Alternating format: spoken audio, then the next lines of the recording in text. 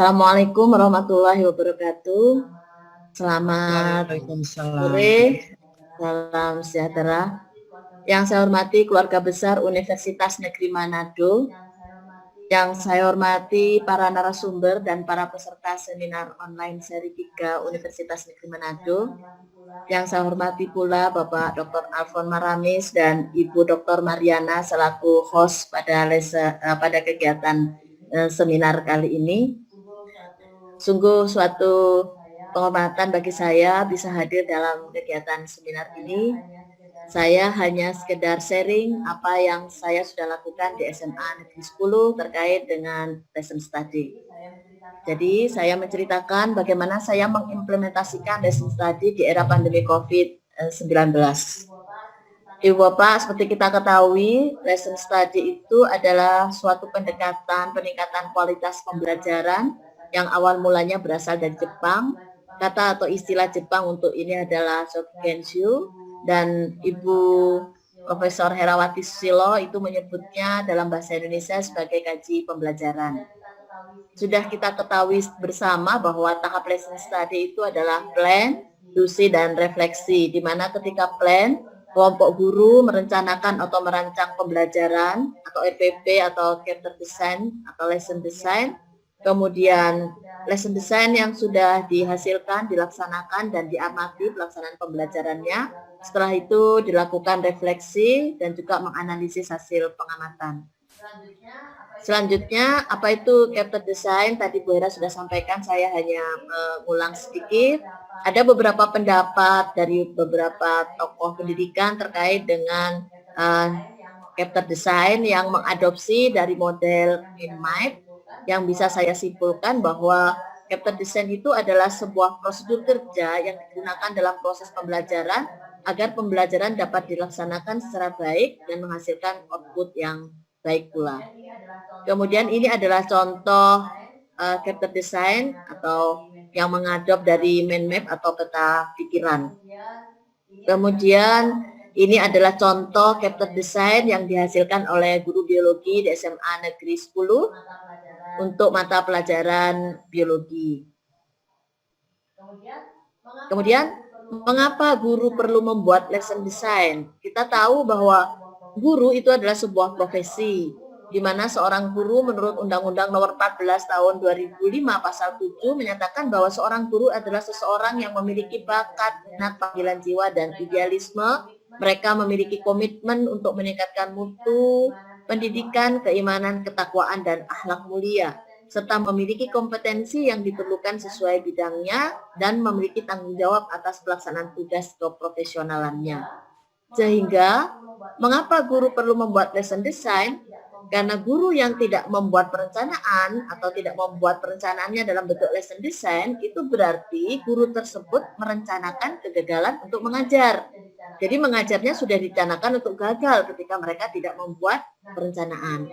Nah, guru yang membuat perencanaan semacam lesson design atau RPP, berarti guru tersebut memiliki tambang emas. Saya katakan tambang emas, kenapa? Karena kumpulan dari RPP-nya itu dapat menjadi buku ajar ketika mereka mengumpulkan materi-materinya, yang ketika dikumpulkan itu menjadi buku pedoman guru yang bisa digunakan untuk kenaikan angka kredit di guru.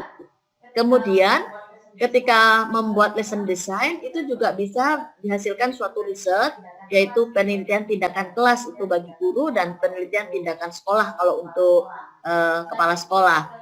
Selain itu, ketika guru melaksanakan lesson design, dari apa rancangan lesson design secara kolaborasi dilakukan, itu bisa ditulis menjadi sebuah makalah. Nah, kumpulan makalahnya bisa dipakai untuk buku populer pendidikan ketika makalah-makalah tadi dikumpulkan, selain juga makalahnya dapat dipresentasikan. Seperti apa bentuk lesson design? Itu sudah, ini saya adaptasi dengan di Indonesia, karena berbeda di Jepang itu mungkin di sana tidak ada istilah khusus untuk awal, inti, atau penutup, tapi ini karena di Indonesia mesti kita mengenal ada kegiatan awal yang biasanya berisi apersepsi, motivasi, kemudian ada kegiatan inti yang di sini adalah kuncinya bagaimana seorang guru memberikan pengalaman belajar kepada siswa, kemudian adalah kegiatan penutup atau tindak lanjut. Nah, ini yang di sebelah atas itu adalah bagaimana guru memberikan pengalaman belajar kepada siswa dan bagaimana siswa meresponnya. Seperti tadi yang disampaikan oleh Bu Hera, ini tanda merah itu dari sebelah kanan. Sebenarnya ini juga tidak ada acuan khusus bagaimana bentuk yang merah ini, tetapi ini menunjukkan bahwa naik turunnya proses pembelajaran yang terjadi di dalam kelas. Ini contoh lesson design juga yang dihasilkan oleh guru SMA Negeri 10. Tadi di Bu Hera juga ada gambar semacam ini. Nah, ini ada gambar yang kita fokus ketika kita merancang lesson design itu adalah kita mengingat siswa yang lambat, yang tadi Pak Repi menyampaikan itu adalah kelompok C ya, kelompok yang lambat belajar. Itu yang harus kita pikirkan ketika membuat lesson design. Bagaimana lesson design itu bisa membuat mereka yang tidak suka mata pelajaran biologi, mereka tidak aktif, mereka bosan. Dengan lesson design yang dihasilkan oleh guru secara kolaborasi ini, kemudian siswa tadi yang lambat itu menjadi cepat, bahkan dia selalu tersenyum ketika pembelajaran biologi. Itu tugas kita ketika menyusun lesson design atau menyusun RPP. Kemudian ini contoh yang sudah diketik, itu contoh lesson design yang sudah dihasilkan juga di guru biologi SMA Negeri 10. Nah, ini adalah dokumentasi bagaimana guru-guru di SMA 10 melaksanakan kegiatan lesson study berbasis sekolah sebelum pandemi. Nah, ini situasinya. Ini mereka berkumpul membentuk lesson design dan ini adalah kumpulan dari beberapa guru mata pelajaran. Jadi ini karena lesson study berbasis sekolah, bukan lesson study berbasis MGNPS. Mata pelajaran yang sama tidak, tetapi ini beberapa guru berkumpul. Kemudian ini adalah kegiatan open class. Nah, seringkali di SMA 10 kita membuka open class, tetapi pada prinsipnya kami teman-teman guru di SMA Negeri 10, siapapun yang datang ke tempat kami, suguhannya itu adalah masuk ke dalam kelas melihat bagaimana guru-guru kami mengajar. Jadi langsung aja, kami tidak terikat dengan janji apapun, misalnya suatu saat Bapak Alfon misalnya mau ke SMA Negeri 10, mau lihat langsung masuk kelas, kami persilakan Pak. Kami welcome kepada siapapun yang mau datang ke sekolah kami untuk masuk ke kelas guru kami mengajar, dan anak-anak juga sudah terbiasa dengan seperti ini, mereka tidak begitu peduli dengan siapa yang datang, walaupun kami karena sudah biasa kami diamati dari beberapa tamu di Indonesia, di wilayah Indonesia. Ini adalah juga open class mata pelajaran matematika. Ini dulu ada tamu dari Aceh. Kemudian ini mata pelajaran fisika. Ini adalah open class mata pelajaran sejarah. Nah, itu tadi gambaran yang awal tadi itu adalah kegiatan lesson study sebelum pandemi. Jadi para observernya bisa masuk ke kelas. Nah, sekarang bagaimana berlesson study di era pandemi COVID-19 ketika dilaksanakan BDR? Anak-anak belajar dari rumah, gurunya juga dari rumah, maka tidak kegiatan lesson study itu tetap kami jalankan, tetap saya terapkan karena itu merupakan program unggulan juga di SMA Negeri 10 karena saya menyadari betapa pentingnya kegiatan lesson study itu dilanjutkan karena itu meningkatkan keprofesionalan guru sehingga secara dengan pandemi ini otomatis itu tidak boleh berhenti. Maka dengan cara kami memberikan pelatihan kepada guru untuk mengenal beberapa aplikasi terkait dengan pembelajaran dari rumah yang nanti bisa digunakan saat lesson study. Nah, ketika lesson study, aplikasi yang perlu disiapkan oleh guru juga siswa yaitu laptop, smartphone ini, dan wajib ada koneksi internet. Jadi diharapkan guru itu memiliki kemampuan menggunakan aplikasi secara daring. Diharapkan mampu. Nah, untuk mampunya karena ini sesuatu yang baru, kita tahu bahwa di sekolah itu kan guru rata-rata terbagi dari tiga generasi. Kalau ada 5 itu sekarang yang ada di SMA 10 itu 3. Yang pertama generasi baby boomers, generasi X, kemudian generasi Y, sedangkan anak-anak kita itu generasi Z yang mereka suka dengan teknologi. Otomatis guru-guru yang tidak memiliki kemampuan untuk mengoperasionalkan aplikasi ini ya kita latih oleh teman-teman guru yang lahir di era milenial. Jadi kalau meeting, kegiatan plan, kegiatan refleksi, kita bisa menggunakan Teams, bisa menggunakan Google Meet, atau juga bisa menggunakan Zoom. Nah, ketika open class, bisa guru tersebut menggunakan Google Classroom, Edmodo, WhatsApp atau juga Moodle. Kemudian dokumen-dokumen yang disaringkan seperti tadi membuat lesson design bersama itu bisa menggunakan Google Jamboard, bisa juga di-share melalui Google Docs, dan di situ bisa guru-guru secara bersama-sama merevisi, memberikan masukan terkait dengan plan atau lesson design yang dibuat. Nah, aplikasi penunjangnya misalnya ada quiz secara online yang kita berikan kepada siswa, ada bagaimana membentuk interaktif kelas online dan absensi online. Ya, otomatis harus disiapkan oleh guru model atau oleh sekolah, bisa juga tim IT sekolah untuk melihat kehadiran siswa dan juga kehadiran observer. Kemudian saat kegiatan plan, apa yang kita rancang ketika kegiatan plan secara daring, guru membuat dokumen online untuk rancangan pembelajaran. Jadi dirancang apakah mau di-share menggunakan Google Doc atau Google Sheet, kemudian membuat lesson design bersama. Google Jamboard itu adalah papan tulis virtual yang mana semua yang terlibat menyusun plan itu bisa mereka menggerakkan atau menulis di papan tulis virtual tadi untuk memberikan catatan, memberi tanda merah, menghapus dan sebagainya semacam itu. Kemudian setelah dibuat lesson design seperti biasa, di-share, didiskusikan secara online juga. Nah, itu ketika kegiatan plan semacam itu yang kita harus siapkan. Kemudian ini contoh dokumentasi tahap plan ketika saya melaksanakan kegiatan lesson study secara daring. Nah, ini adalah lesson study yang sudah saya YouTube-kan seperti yang Bu Hera sampaikan tadi. Ini guru mata pelajaran matematika.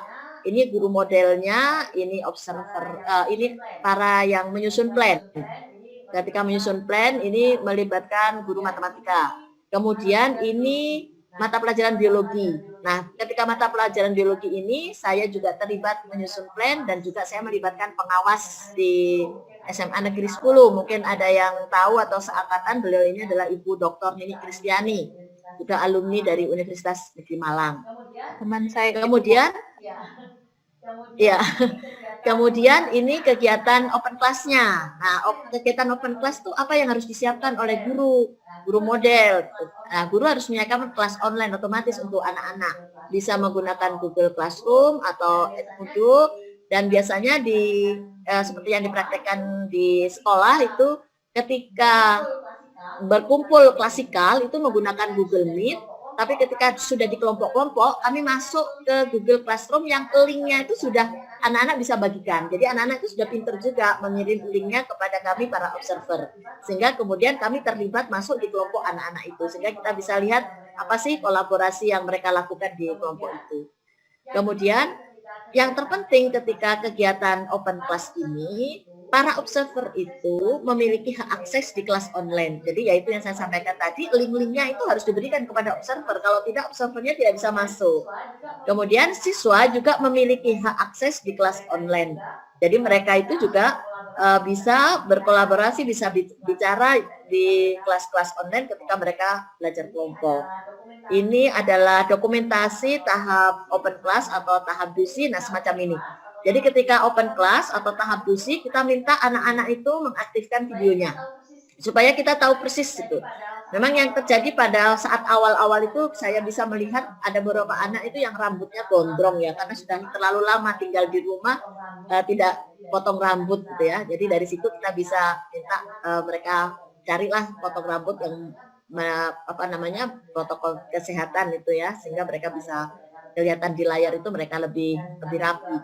Dan kami juga ketika kegiatan open class itu, karena ini kegiatan pembelajaran, mereka harus tetap menggunakan seragam sekolah. Ini contoh kegiatan open class atau kegiatan tahap DUSI yang sudah kami lakukan. Kemudian kegiatan refleksi, bagaimana? Kegiatan refleksi itu mirip saja dengan kegiatan plan. Jadi guru menyiapkan ruang meeting online yang sudah terdapat di situ moderator, siapa yang ditunjuk, biasanya saya lah, kepala sekolah gitu yang bertugas menjadi moderator untuk teman-teman menyampaikan refleksinya, di mana observer juga memiliki hak untuk menjadi presenter. Jadi kalau memiliki diaktifkan observernya tadi itu supaya bisa masuk menjadi presenter, apa misalnya catatan-catatannya mau di-share itu juga bisa. Kemudian observer juga mencatat hasil observasi yang kemudian juga di-share. Kalau misalnya terlalu banyak yang harus disampaikan, atau mungkin observernya itu membuat denah-denah, tanda-tanda khusus gitu ketika mengobservasi. Nah, itu bisa di-share melalui aplikasi ini. Ini contoh dokumentasi tahap refleksi. Jadi ini yang di atas ini kegiatan refleksi matematika, dan ini adalah ini biologi, dan ini matematika. Memang ada Mohon yang maaf unik Ibu, yang saya memperingatkan waktu. ya, tinggal sedikit lagi Pak Fon. Jadi Oke, Bu. yang unik adalah kami bisa melihat open class tidak masuk itu, kita melihat dari videonya. Nah, itu bedanya dengan yang tidak daring. Ini adalah materi dan link lesson study secara daring yang sudah saya unggah di YouTube. Jadi boleh Ibu Bapak melihat bagaimana pelaksanaannya. Saya juga memberikan tutorial terkait dengan aplikasi yang harus diketahui oleh siswa dan guru. Itu yang bisa saya sampaikan dalam kesempatan ini. Terima kasih atas perhatiannya. Saya akhiri. Idina syirata mustaqim. Wabillahi taufiq wal hidayah. Assalamualaikum warahmatullahi wabarakatuh.